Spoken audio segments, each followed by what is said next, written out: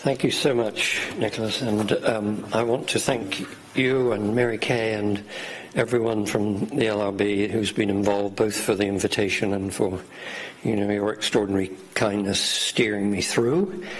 My thanks to all of you who've come for a somewhat grim entertainment on St. Valentine's Eve, though Eros will, put in an occasional appearance. This is a lecture about Guernica, about a history painting, an anachronism really, that refuses to die. I start on the left with a photo of the then US ambassador to the UN, John Negroponte, mugging for the camera in early 2001, with behind him the now notorious tapestry version of Guernica hung in the anteroom to the Security Council. Negroponte was fresh in 2001 from service as ambassador to Honduras, that is, as commander-in-chief of the Contra War against the Sandinistas next door. And it seems there was no perceived dissonance at this point between Picasso's picture of terrorized civilians and the fresh faces of those arranging their death. Things, as you know, were to change.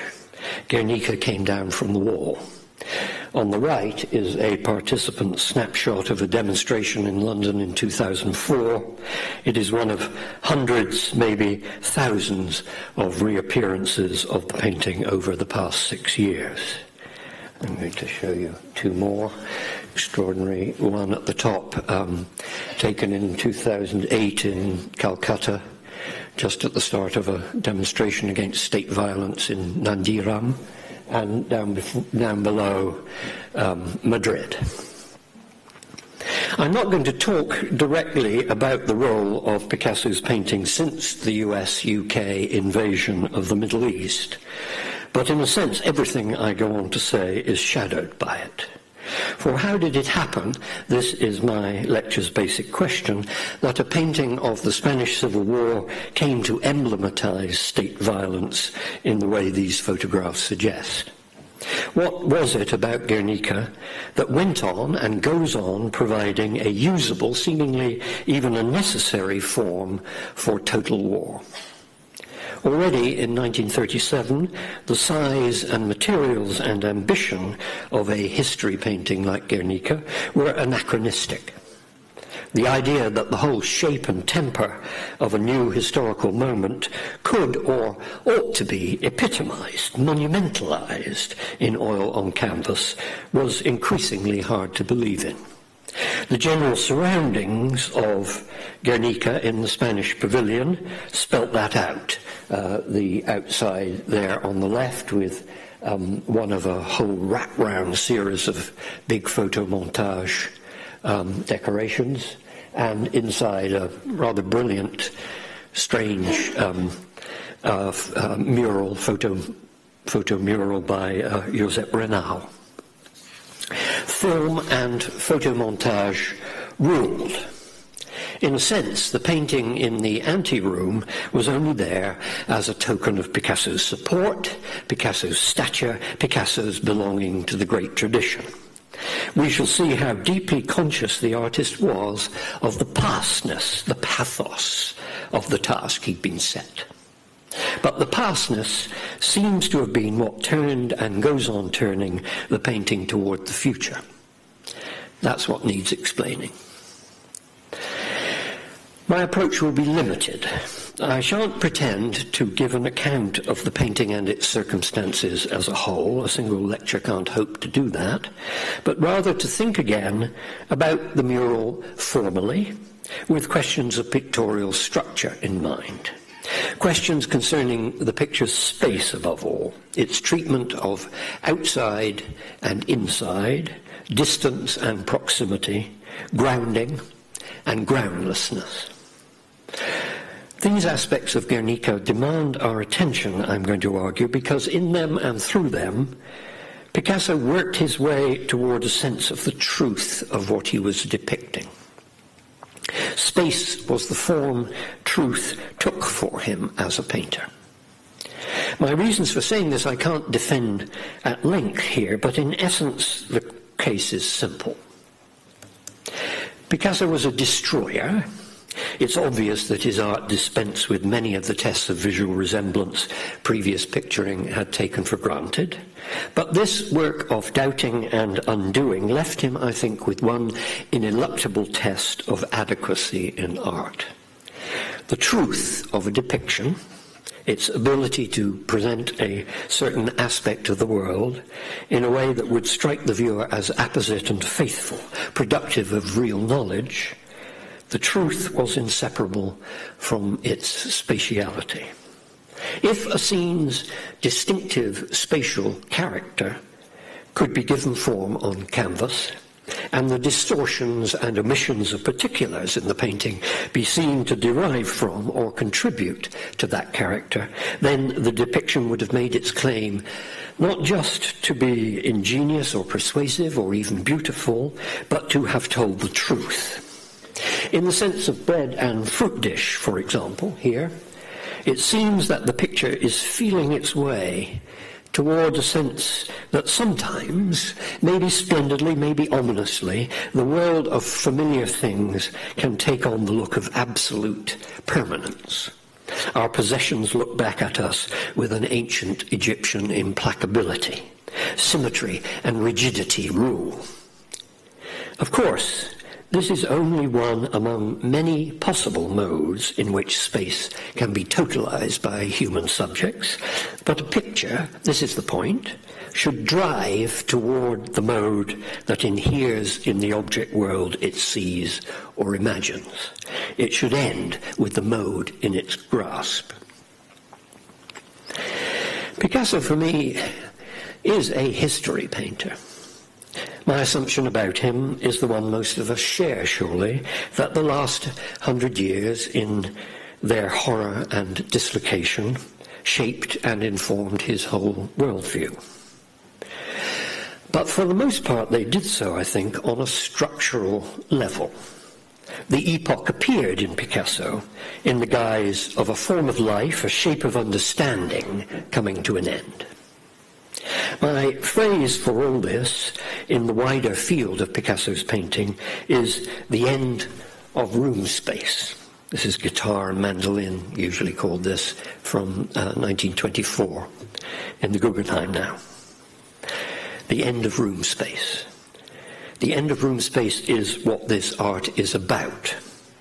By room space, I mean simply a feeling for and a confidence in a world defined by four walls, with laid out before us a nearby, commonplace, manipulable world of things.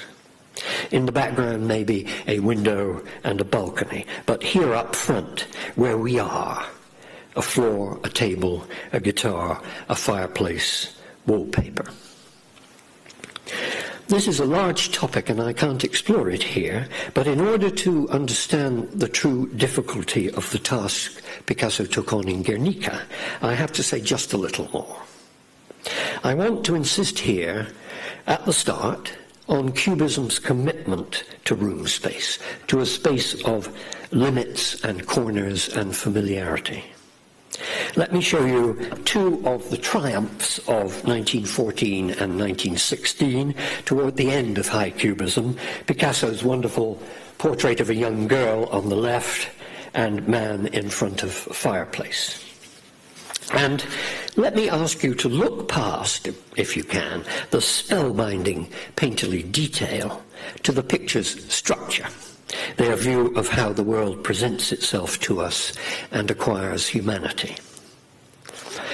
I believe that these paintings wish above all to convince us, as Western painting has done so often and so persuasively, that the world is material through and through, and that materiality is more than enough. It is what makes for the human comedy.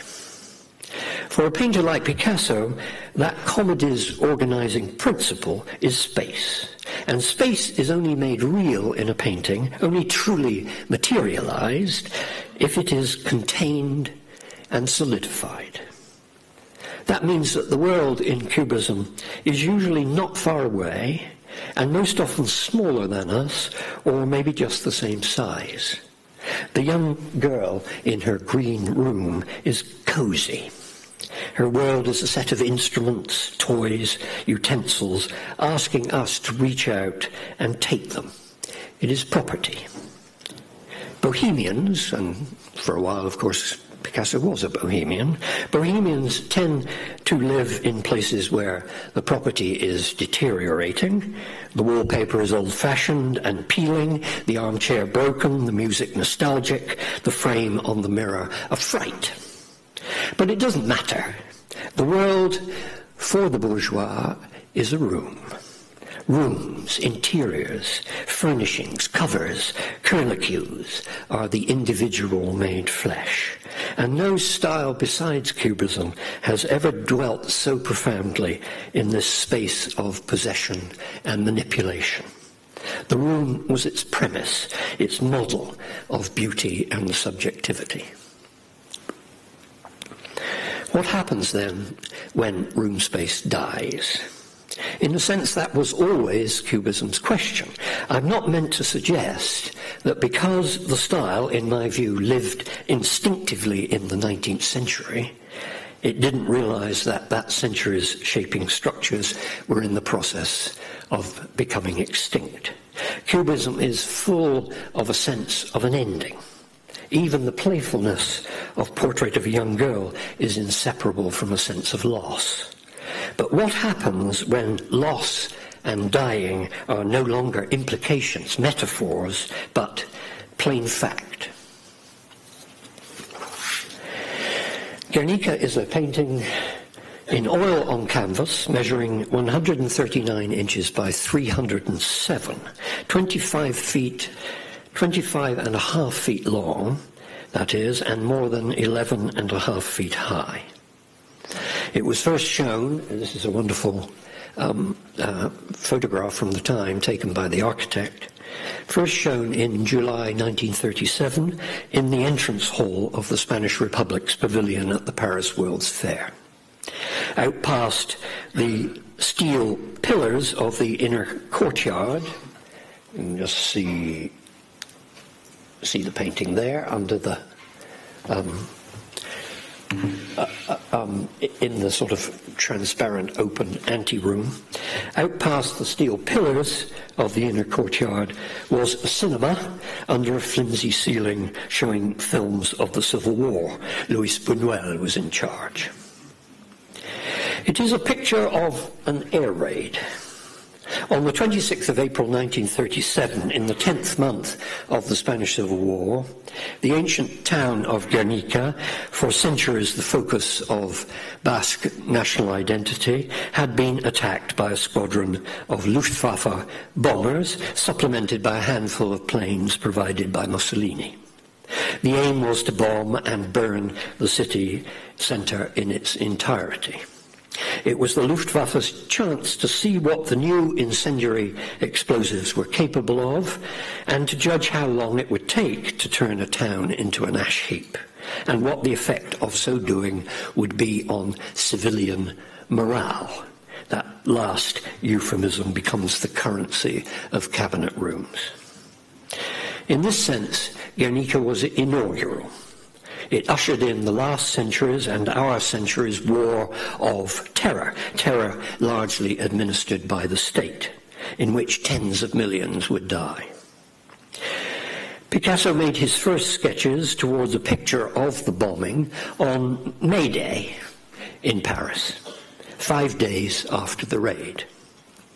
He appears to have begun work on the canvas itself about 10 days later, around May the 10th.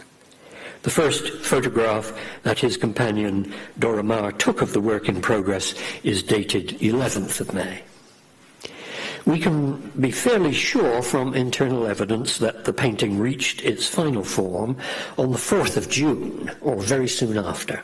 From first sketch to finished painting, then, Picasso took just over 5 weeks. From the moment he began work on the full-size canvas, perhaps 26 days. The days were some of the worst of the century. Franco's forces moved north and east on a broad front, and the Republic began to devour its own entrails. From the 3rd to the 8th of May in Barcelona, the Communist Party struck militarily against the supporters of POUM, the independent Marxist party, and CNT, the anarchist trade union. 500 people died in house-to-house fighting. POUM was outlawed by the Republic on the 16th of June. The party's imprisoned leader, Andrés Nin, was murdered by Stalinist agents 5 days later. Largo Caballero was forced from the premiership. Naturally, Picasso's circle of friends was split by this moment of agony. Some, like Éluard and Aragon, shrugged off the Moscow trials, whose theatre of lies had poisoned the opening months of 1937. Others, like Breton, took the trials for a new inquisition and would never forgive Picasso for his later grovelling to the great leader. This is him in 56, 57, I think, in Italy. Dora Maar's politics were leftist and anti-Stalinist. One of her previous lovers, Boris Souvarine, lives in history as the first of Stalin's real, meaning nauseated, biographers. We know that Picasso was in contact with left-wing and anarchist friends in Catalonia. News reached him almost certainly of what had happened on the Barcelona streets. Georges Bataille seems to have been one main conduit. The great barn of a room in which Guernica was stretched and painted took up the top floor of a building which, so he seems to have believed, the action of Balzac's great story, Le Chef-d'œuvre Inconnu, took place. It was a residence that Picasso treasured. I mean, it's not true, actually, but still. Yeah. Dora Maar, however, who found the place for him, knew of it because it had been used as a meeting place for a group called Contre-Attaque, of which he had been a member. Whose attack was the one to be countered is a question that preoccupied the group. Breton, as usual, was ready with an answer. Our aim, he told Le Figaro, was to maintain the revolutionary activity that had been betrayed by Moscow. Do not imagine that any of this, and of course I could have told the story at much greater length, don't imagine that any of this familiar farce and tragedy of the left, was lost on Picasso as he brought his painting into being. But the dates I've given you put context in perspective. Guernica was planned and painted in the space of 5 weeks. It was an astounding feat of concentration. All its politics, all its response to fascism and Stalinism and the new face of war was in the picture. Guernica, to get this further, to state it again, is 25.5 feet long and a little over 11.5 feet high. This is immensely bigger than any painting designed for a wall that Picasso had done previously. I think that from Picasso's point of view, the sheer height of the painting, it could just be wedged, perhaps slightly tilted forward under the beams of the Contre-Attaque assembly room. The height may have been even more of a challenge to his established way of looking than the panoramic width. Painters of murals are obliged to be pragmatic about the kind of sewing together of part and whole that is possible in a painting 25 feet long. Some viewers will find that pragmatism, the casual hierarchy of episodes in Guernica, unsatisfying. Guernica has always had its critics. If I don't go along with them, it's because I think that Picasso so completely solved the problem that for him was much more important, that of the painting's height and ground plane. This is him perched in one corner, right, working on this enormous back foot of the lurching woman.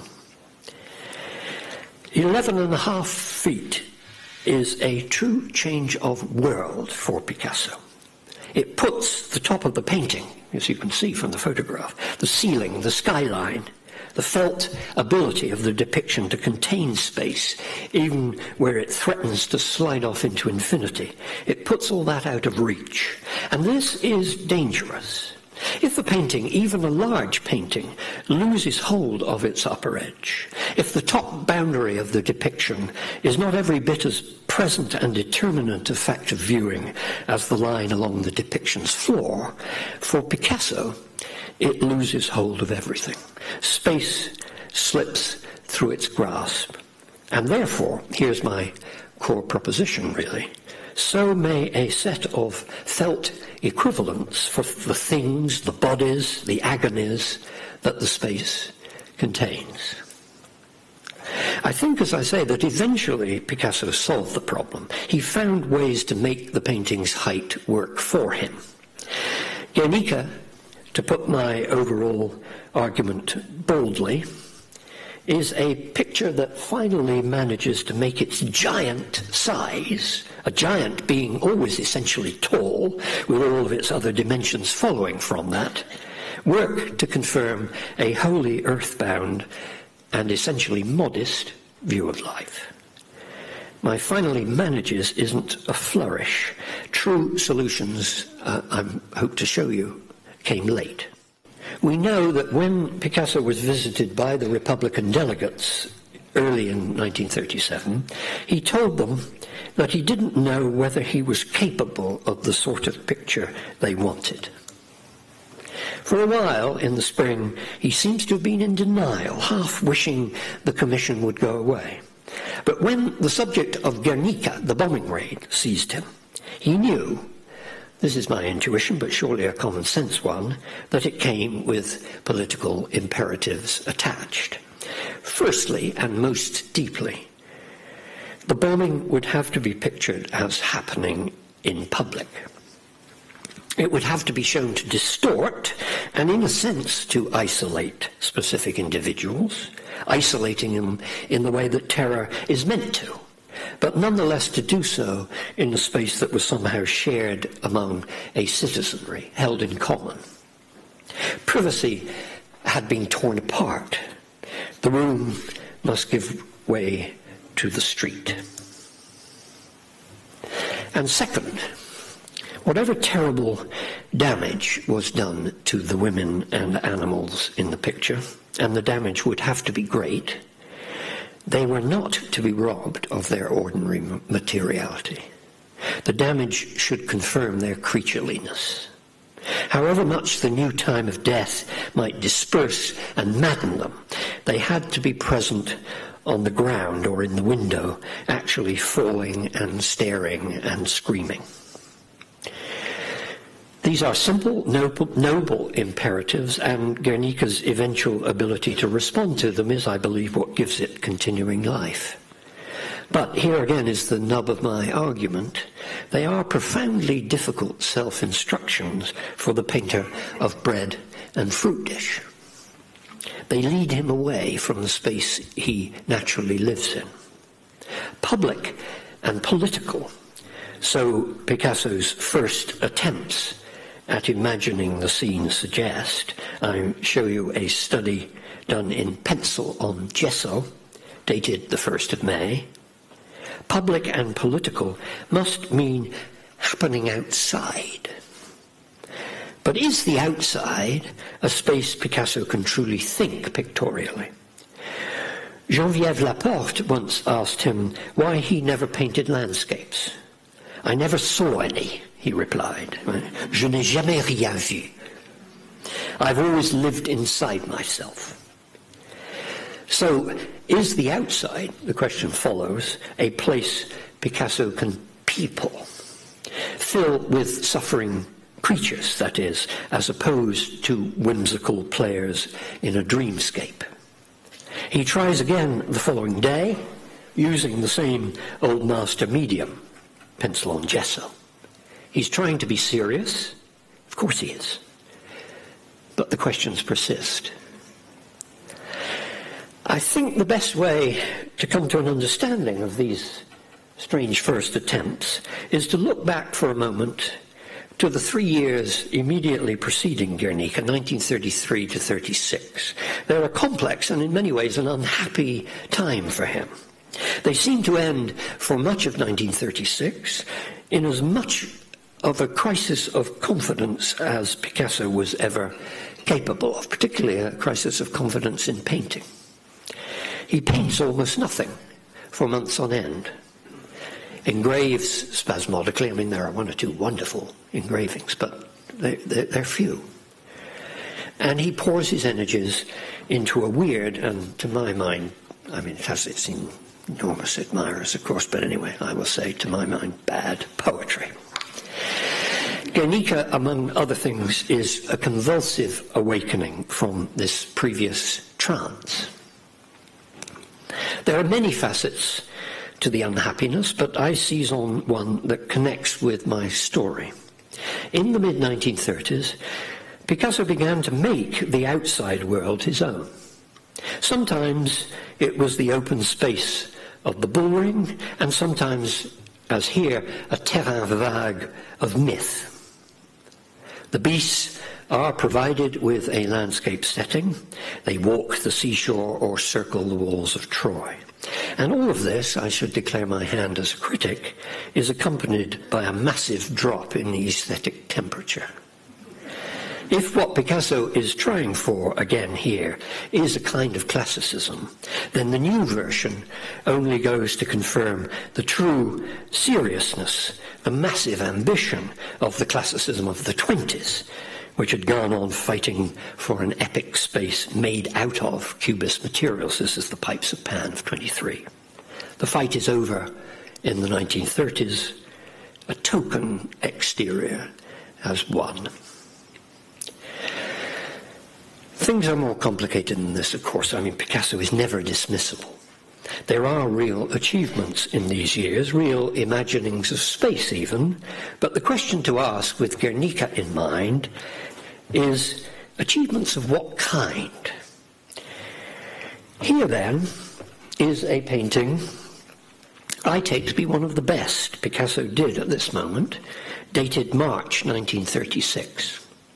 It is in pen, watercolour, and a single strip of pasted newsprint across the middle. And it is small, just over 13 inches by 20. Therefore, on one level, the comparison with Guernica I'm going to make is factitious, but all the same, I'm going to make it, because structurally, spatially, it is so interesting. Commentators on Guernica often make the point, sometimes disapprovingly, that the great mural makes use of many of Picasso's stock properties, that it smells of the bullring, and that its women and bits and pieces of warriors have migrated from the beach and the studio. The point is obvious, and the little watercolour confirms it. So many of the elements of Guernica are already there in the watercolour. The resemblances are uncanny. A dark house to the right, with sun or fire glowing through its windows. A chopped-off head of a man, a little difficult to spot, but can you see it there? Big, bearded warrior. A bearded hero, maybe a giant, on the ground, nestling in the grass.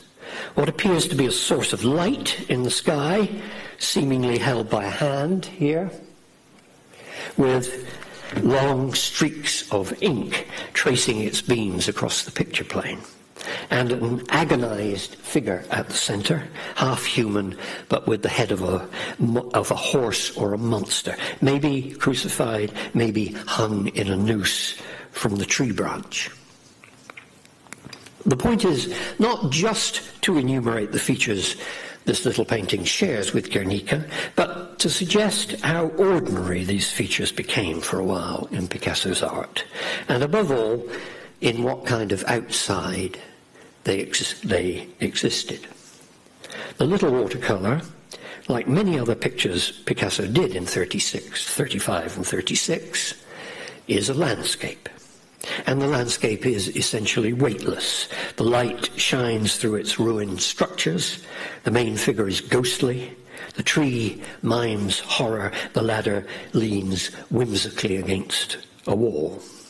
It is a space of fantasy, of free association, a surrealist lantern slide.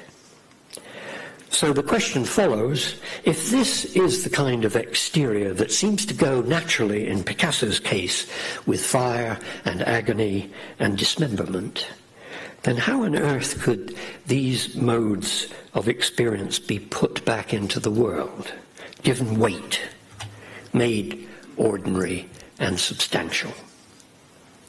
Isn't the outside for Picasso, I show you the May 2nd study again, isn't the outside always going to be a dreamscape for Picasso?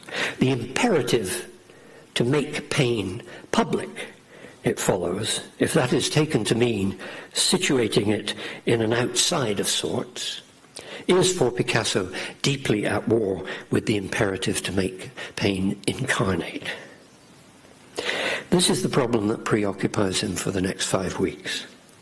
The manufacture of Guernica turns, I think, on the devising of a space to contain the action that would not be this fairy tale edge of the city. What in the end replaces it in the mural is hard to characterize. That's the point. For it cannot be room space exactly. I'm not going to tell you the story of an artist returning to the little world he knows and making his final masterpiece out of it. Certainly the space of Guernica has some of the character of a room. It is paved, maybe with tiles. It appears to open out, left and right, into an openness beyond it. But at the two top corners there seem to be lines in perspective fixing a room's top edge and sides. There's something like a light bulb in the ceiling, or where a ceiling could be. Even a few tentative beam lines. You can just spot them, and you'll spot them in more detailed images later. And Baldassare has suggested that as the painting proceeded under the rafters, and as Picasso digested the evidence of Dora Maar's tremendous photographs of it, he would have been seeing them, you see, sort of day by day, week by week, as she developed. The oil painting introjected, as it were, certain features of its actual surroundings. It became more like the space it was made in. Well, yes and no. It may have taken on certain features of room space, but I don't think this means, particularly at actual size, when the top of the picture is almost out of reach visually, that the space ended up looking contained or intimate. It's not a space into which the outside comes as light does through a window, in the way of Picasso's great still lifes from the 1920s. The outside is there, all right, but as interruption, instantaneity, horror. Somehow or other, the outside has to be made present in the picture as a proximity that is absolutely foreign to us, absolutely non-human. This is a huge reversal of the Cubist intuition. No wonder it was such a struggle. I leap forward. On the 9th of May, Picasso made his first attempt to sketch out the main lines of the mural to come, using roughly the format dictated by the wall in the pavilion. It's still not quite long enough. Of course, it's very small. But the format's getting there. The sheet teems with ideas, but spatially it hasn't come far from the pencil and gesso studies done a week before. The bull stands a little docilely in front of a shattered townscape, with twinned tiled roofs framing him right and left. The lamp-bearer's house to the right is a doll's house miniature, and the town in general burns in a kind of middle distance behind a deep foreground, chock-a-block with corpses. It wasn't till 2 days later, the 11th of May, that the first real breach with this edge of the city exterior occurred. And it happened typically for Picasso when the question of scale was faced head-on. The canvas was stretched, the attic cleared, work began. No more than a day or so later, Dora Maar took the first photo. It's stupendous, this first state of things. Clement Greenberg later went on record as thinking it much more successful, so far as one can tell from photographs, than any of the later stages it went through. He meant to provoke, as so often, but you see what he means. I think I look at State 1 of Guernica and immediately think of the wonderful pen and watercolour drawing by Ingres, self-portrait of the artist at work on his Romulus in Untitled Chapter. Here are the two images on the same screen. And the comparison operates at several levels. Both documents we're looking at exult in the actual physical enormity of the task called history painting. And both record the moment, the essential shamanistic moment in the history painting tradition as Frenchmen conceived it, at which, after the plotting and painstaking of preliminary studies, the first linear form of the whole thing appeared, out of thin air, in the vast, empty rectangle. It's hugely important, I think, this decision of Picasso's to recapitulate the procedures of Ingres and David and Géricault. Above all, to go back to the moment of pure line, depthless line, at the beginning of things. Line, you will immediately see by contrast with the sketch of 2 days before, puts the image up front on the picture plane, and all but collapses the crowded middle ground. The lamp bearer leans out of the window now and comes straight past the women underneath. The bull spreads out laterally and loses his somewhat coy shading. One figure from among the tangle of fallen warriors reaches up, this extraordinary figure, of course, reaches up, maybe rigid in a last spasm, and lays out his chest, his torso, his penis, both his legs, in strict parallel to the picture plane. It is as if the wild hindquarters of the horse in the study here had migrated to the hero. Line drawing of this kind brings everything to the surface. That would be one way of putting it. Ingres' ability to go on discovering and relishing this is what made him one of Picasso's main gods. But of course, the photograph shows it. Line is also transparency. Space flows through it, unobstructed. It cannot make space materialize as the heavy, close thing Picasso most deeply felt it to be. The further making of Guernica, I think, was a sequence of attempts to solve this riddle. Could one have a space in painting that was full as opposed to empty, felt as a heavy, breathable, confining reality, without a picture of Guernica's size becoming all obstruction, all detail, all brilliant bits and pieces? That was the question, and not a rhetorical one. This lecture, to say it again, can't do its subject justice. There are, for a start, now known to be at least 9 photos taken by Dora Maar of Guernica in progress, plus a close-up of the horse's head early on, and 3 or 4 shots, I've shown you 2 of them, of Picasso at work, with the painting shown obliquely or in part. Any one of these deserves more attention than it has so far been given in the literature. A full account of State 1, to return to it momentarily, would certainly have to go further with the Ingres comparison. That's the great Romulus, the painting done in Untitled Chapter, up above. And this in turn, since Ingres usually appears in Picasso when sexuality is in question, would lead to the uniqueness in Picasso's work of this moment of homoerotic male beauty.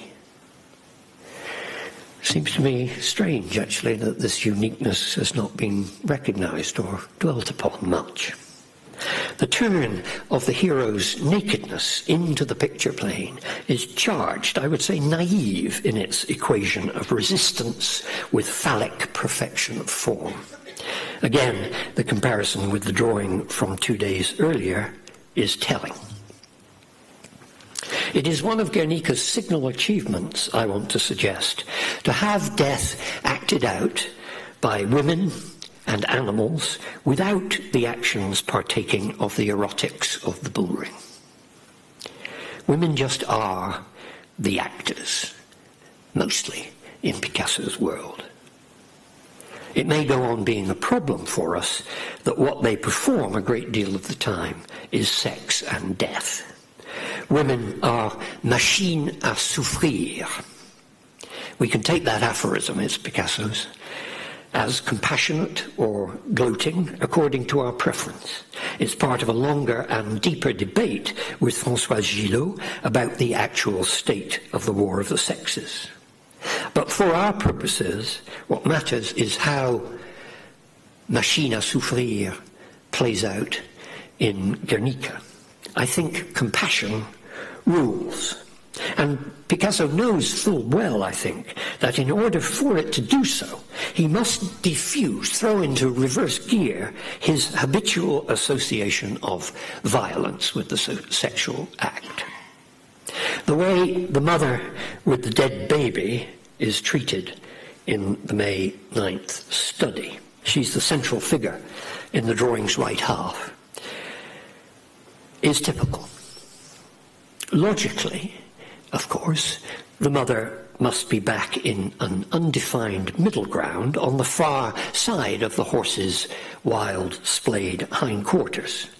But visually, one part of us surely registers the horse's haunches as belonging to her. And this kind of conflation of horse and woman is Picasso's normal imagining, so to speak.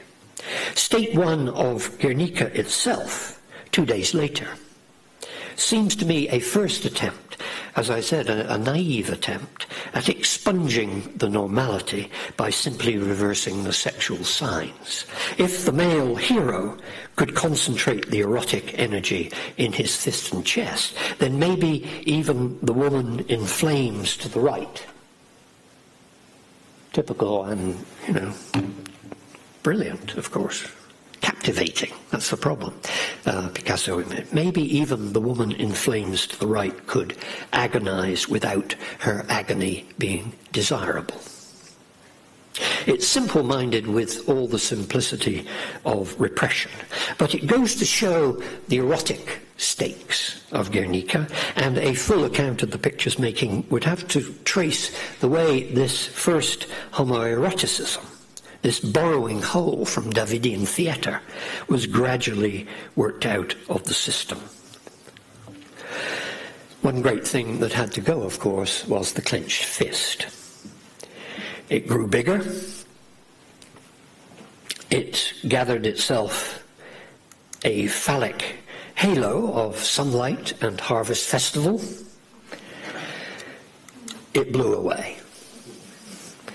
Francis Farcina has argued that one main reason it vanished was the state of things in Barcelona at the very moment Picasso was working. The blood of anarchists in the streets and the triumph of the party. The clenched fist, remember, was more and more specifically a Stalinist symbol. Francis may well be right.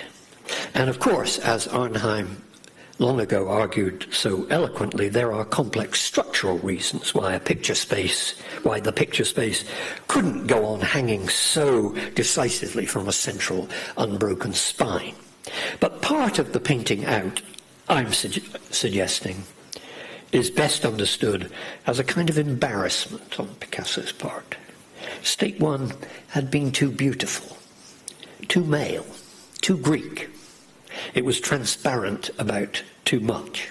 The erotics of Guernica, then, is one among several stories worth telling and still, I think, largely to be told. But my story is space, and I return to it. And even here, I'm going to be selective. I'll jump to a moment quite close to the end. By the time Picasso was working on the picture as we see it here, probably 2 weeks or more into the process, maybe into the first days of June, the basic tonal and spatial structure of the picture had been long decided.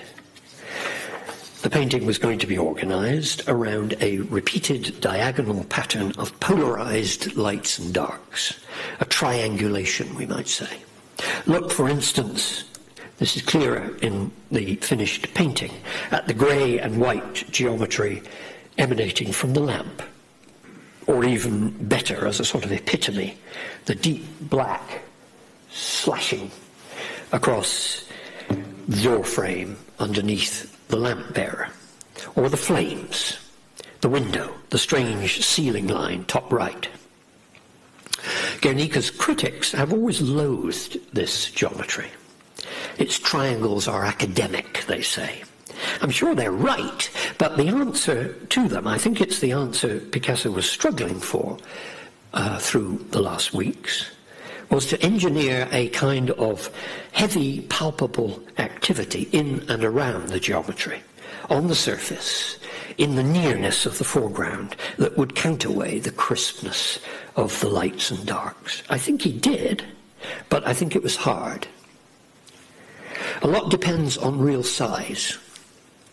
Guernica suffers hugely, it's the price of fame, from being continually miniaturized and disembodied in the world of mechanical reproduction. You should try to build into your judgment of what I now say about its spatiality an awareness, a memory or imagining of what it's like to be in front of the picture itself.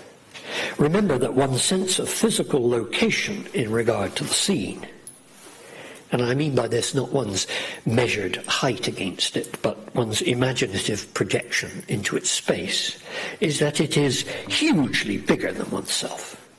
That at most a viewer comes up to the horse's chest. And this gigantism is again of a new kind for Picasso. We are, to borrow a phrase from Michel Hériste, talking about Picasso's monsters of a few years before, we are terre à terre with the giants in Guernica, on a level with them, looking up into a world that is flimsy and vulnerable. The penned paper feel of the horse's body is notorious, but at the same time heavy, ordinary, standing on the same ground as ourselves. And of course, the artifact of the slide or JPEG utterly travesties this physical relation.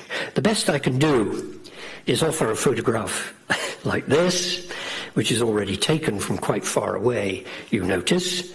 In no sense is it creating a false proximity to wage war with the textbook's false distance. I think it registers at least the conditions of seeing that Guernica intends.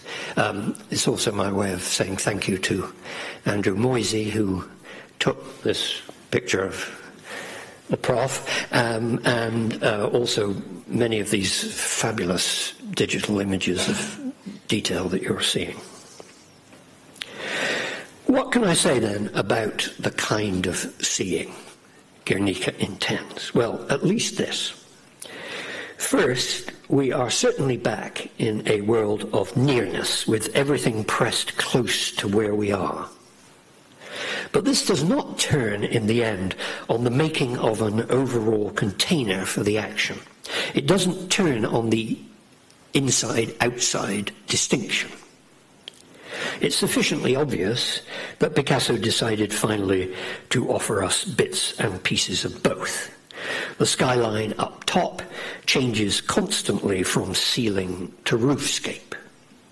This might be irritating, a sign of the painter's inappropriate cubist cleverness, if it mattered. But in situated vision, I don't think it does. The upper part of the picture is accompaniment. It is not where space vitally is in Guernica. Space is here, lower down, closer to us, in the weighted, grounded, bottom-heavy world of the giants. Space is a matter of silhouettes and painted cutouts, jockeying for attention, with quite other kinds of extension in space. The horse's neck and jaws, for example, or that wonderful slight billow of the curtain. Just the geometry just sort of broken by the floating of the curtain over the arm as the lamp bearer pushes it aside. Or the push, the flow, almost as if she's squeezed from a tube, of the lamp bearer's face towards somewhere right over our heads. It took some doing this. Let me go back to the moment I promised to end with. Our best guess is that we're a week from the end. One thing that's always fascinated commentators about these two states of the painting is that in them, Picasso appears to have stuck pieces of patterned, presumably coloured, paper onto Guernica's blacks, whites, and greys. It was more than a momentary whim. Both pieces of paper, this one and this is a piece of paper, in state 6, are applied to the woman stumbling across the foreground from the doorway at right. One of them is a loose patch of wallpaper, the other has been carefully cut to the shape of the woman's headscarf. There is a moment, seemingly a day or so, when the pieces disappear. We have another photograph. And then they are stuck on again, placed just slightly differently, and two more pieces are added. A wallpaper strip over the grieving mother's dress, and a bizarre cutout. This one. Again, of what looks like wallpaper, trimmed to the shape of the falling woman's lower regions. We're back in the world of Cubism.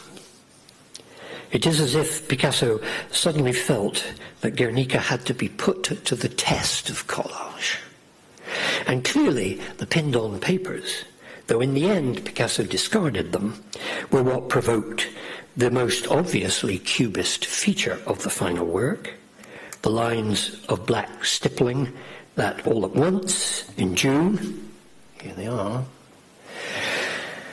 spread over more and more of the horse's body, turning it partly into a kind of newsprint image of itself. I interpret the pinned papers like this. Even so late in the day, with the ebb and flow of monochrome long established as the painting's matrix, Picasso looks to be uncertain about whether the light-dark geometry really made the picture happen on the surface, or enough on the surface, or whether it was beginning to open the illusion backward in perspective into too much space.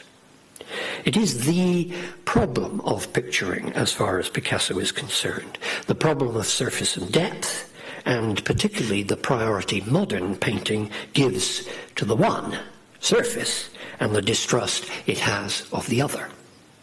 The collage pieces are surface literalized, materialized. I don't believe Picasso ever seriously considered changing the picture's whole economy at the 11th hour, or even of interjecting here and there a note of colour into it. He was thinking, this is my interpretation, thinking about what in painting kept surface present. Above all, about how much differentiation of surface texture, surface incident was needed to interrupt, to flatten out the light-dark machine. He wanted proximity, but not intimacy. The look of things come out of the dark, with the dark still clinging to them. In the end, he saw commas of horsehair were enough. But this was because, in the meantime, he'd found a solution for the picture's most unresolved aspect, its ground level. The nature of the contact between its actors and objects and the surface they stood on. Ground level is still radically underdetermined, you'll notice, in state 8. Just before the end, really. The broken shards of the warrior. All right, this now turned into, notoriously, of course, into a broken, shattered statue. The hooves of the horse and the bataillesque big toes of the woman lurching in through the door, they all fall into the bottom edge of the picture like so many weightless, unlocated floaters. Maybe Picasso had the idea at this stage that groundlessness, vertigo, was to be the painting's predominant note. Maybe the falling woman would dictate the whole plot. In the end, she didn't. The change, when it comes, happens fast. This, to remind you, is the 9th of Dora Maar's photos, taken a matter of hours before Picasso decides the painting is finished. And as soon as the surfaceness rediscovered in the collage pieces begins to be put into the painting, comma by comma, spreading across the horse's back and belly, the whole balance of space and ground in the foreground begins to shift. The horse's hooves have legs to attach to. The broken statue becomes three-dimensional. Cut-out surface is answered by hard ground level. A grid of tiling springs up, anchoring the painting's whole spatiality. Look what it does, for instance, a little bit hard to illustrate this, but I'll try, to the long, hard-edged diagonal. This one. Like the bottom of a wall, maybe, or even an upended door that pushes back into space behind the stumbling woman, the horse's forehoof, and the warrior's broken sword. That line, as a basic structuring idea, had been there for days, maybe weeks. It seems to arrive at the same time as the first pasted papers. You can see it.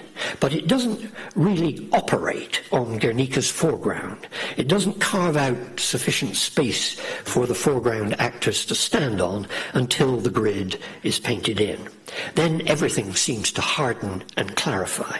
The curving grey shadow midway across the wall, this one here, snaps into visibility. The horse kneels heavily on the tiles. I like the photo Dora Maar took of Picasso squatting on the studio floor by his painting towards the end and pondering, of course this is me wildly reading in, pondering just what it would take to materialize the still abstract last inches of the illusion. In the end, the creatureliness came easily, almost naively, but only because he saw finally how surfaceness and groundedness could coexist. Form spread out along the nearest possible front edge of the floor plane, as if no more than a few inches from us. Up above, bodies switched to and fro between paper thinness and stamping solidity, and the squares of the tiling are pushed back beyond the bodies, making them seem closer still. This is proximity, in a word, but reinvented. It is flatness finding its feet. I began this lecture by saying that questions of space and habitation for Picasso are bound up with questions of truth. Not persuasiveness or brilliance or beauty, in my view, but good old-fashioned validity. Here at the end I'll return to that. Obviously, truth in Picasso doesn't equal life-likeness or verisimilitude. His aren't paintings that wish to persuade us that the world on show is continuous with ours or even exactly equivalent to it. And yet the idea of world persists. And therefore, I argue, there is one thing that Picasso finds indispensable to any painting that counts, namely space, the making of an imaginatively habitable three dimensions, one having a specific character, offering itself as a surrounding. Of course, it's the great three dances of 25, entombed in a dark, dismal room at Tate Modern. One way of describing this constant in Picasso is to say that picturing for him is unthinkable if it does not aim at providing a space for being in, providing a room. And maybe even my adding a simple substantive to room here is wrong, because providing room, the sine qua non of the human, just is for Picasso providing a room, a specific and familiar floor, wall, wainscot, window. Being for human beings has as its very precondition being in, reaching out, really or imaginatively, and feeling the shape and pressure of a place. I hope that saying this helps to bring the achievement of Guernica into focus. For suppose modernity were to come upon an instant, this is a terribly innocent watercolour by Picasso from 1919, Window with Airplane. Suppose modernity were to come upon an instant in which the whole imaginative structure of habitation, of being in, of shaping the world around an implicit model of room and window, of containing and belonging, of being inside or out. Suppose it looked the death of all that in the face. Suppose the airplane banked in the sky and headed in our direction, north by northwest like. And suppose this were more than a local occurrence. Suppose that in the bombing of Guernica, modernity in some sense encountered its future and saw in little a whole form of life collapsing, ceasing to exist as the determinate, dependable form of the human. How on earth was painting to represent such an ending without falling itself into a spatial rubble, a spatial nothing? Maybe propped up or distracted from, as by a conjurer's misdirection of attention, by foreground melodrama. That was the problem. There will, I think, always be disagreement about whether Picasso found a solution. But what this lecture has meant to suggest, above all, is the nature of the task and how much the task for Picasso meant reinventing everything. That I can even claim he rose to the challenge, that he found a way, rather at the last moment, to put his humans and animals on a ground, and one that was neither outside nor in, but truly the one becoming the other. A world in which women and beasts still fought for a footing just as everything dissolved. That I can claim this at all, this enormity, and hope to persuade you, is more than enough.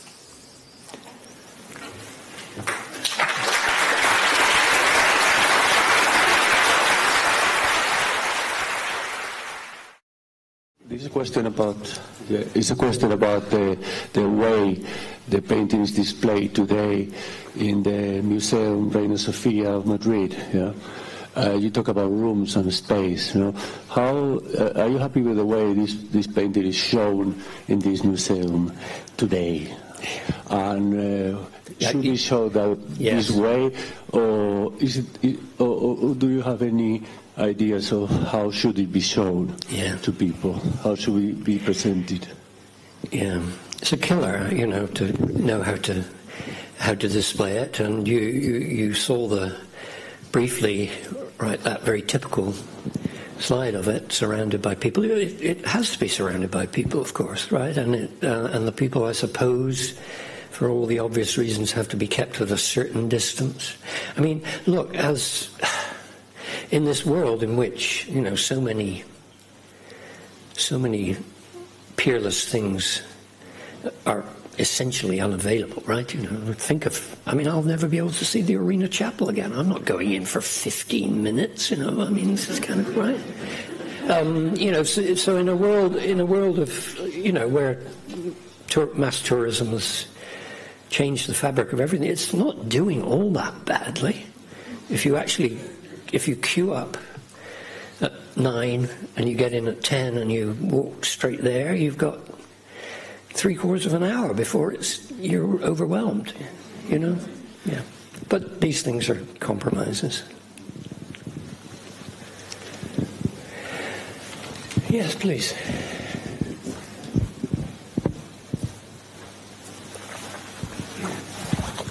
Hi, you mentioned theatre at one point. I think you called it Davidian or something. Is there anything to say about the space being anything like a stage? Anything more? I think there's a lot to be said about it being like a stage. Yes, it is. Look, it's theatrical. The lighting, has often been described as footlighting, and actually sometimes you will realise that in the background of this talk is a dialogue with criticism of Guernica, some of which is pretty facile and some of it is very serious. And the charge of a kind of melodramatic theatricality, stage likeness, stagecraft, has sometimes been made very seriously against it. And you gather that the sort of structure of my argument is to almost shrug my shoulders at that, right? All these charges are right, or have some plausibility to them, but it seems to me then we're left with the question, so why does Guernica survive being so obviously episodic, so obviously, in a sense, sort of overpitched, right? And kind of coercive of our sympathy and attention, and so that all the things that can be said against it seem to me to be, most of them, quite reasonable, but it survives it all, to quote again that phrase I'm fond of. Please. It's a question about your conception of space and also of the project of history painting. Yeah. And it's kind of a two-part question. One is whether to some extent for you, Guernica represents the end of a tradition of history painting, whether in fact the kind of ambition of this kind of painting is possible today, and also your conception of space. And I'm thinking of a lot of the writing in the late 80s, and particularly someone like Jameson and the notion of postmodern space. Yeah. And whether the kind of things you're saying about this are about a modernist space which we can no longer inhabit or discuss in the same kind of way, and how that impacts upon the notion of history painting today. Yeah, it's a very good question. Look, we'd be here all night if we were really discussing it through and through. Okay, a couple of things. I mean, I don't think the word modernism gets us very far with Guernica. I think he was, as I said, I think he's very, very aware of the anachronism and the pastness of what he's doing, sort of engaging sort of naively but deeply, right, with the French. I mean, just think of him actually going out. I mean, he just dined on these paintings in the Louvre as he was, preparing. So, in a sense, look, I associate modernism with... I don't associate modernism with the heroic, the massive, the monumental, the grounded, the public. All right, and as those seem to me tremendously dangerous for him, tremendously difficult, but in the end, what he managed. I think he sort of managed to make, so typical of him, right, after this total crisis of confidence, painting may be dead, I can't do it, that his way of sort of, oh, well, I'll do it again, and I will do the painting that epitomizes the 20th century. I will not only make a painting again, I will make the painting, right, which is the history painting of our century. I mean, typical, crazy, but he gets away with it. And I just think it's so important that all round him in the Spanish Pavilion are, tremendously serious efforts by Renau and Buñuel's team of documentarists, and opposite Guernica is a fabulous, wonderful photomontage of Lorca and Lorca's assassination. It's so important that this picture is a thing of the past and knows itself as a thing of the past, right? Now, and then just to end this briefly, he does try it again, He tries to make history paintings again. Massacre in Korea, which is terrible. And something that more and more interests me, and I have to go back to Paris now and really, really look at it, is the big mural he does of the fall of Icarus for UNESCO. And this is a sort of somewhat glib stab at it, which I may utterly change my mind about, but it's almost as if the fall of Icarus is a kind of a sort of parody and annihilation of history painting. I mean, it is an absolutely bizarre and incomprehensible, and I love the picture of him standing next to Maurice Thorez, in front of it, and Thorez sort of brightly approving of, right, the PCF's star cultural property, but behind them is this monstrosity in which the absolute any notion, right, of historicity and of representation's capacity to grasp historicity, I think, is sort of being done to death.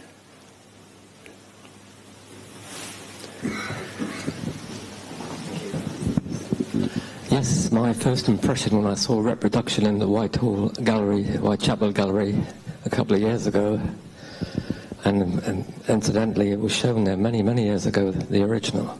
Yeah. But was of, is it Primavera, Botticelli, and the zephyr blowing, and flora and the flowers and buds, first spring as it means, and the antithesis of that would be that with maybe Mars, the god of war, blowing on the beasts, man as the beast, bestiality, seems to be the opposite of Primavera. Well, that's just an observation. Yeah, no, that's great. It's maybe a sort of nice point to end on, actually. I would never dare to suggest that Picasso is reaching that far back into the monumental past, but who knows? Who knows? Thank you.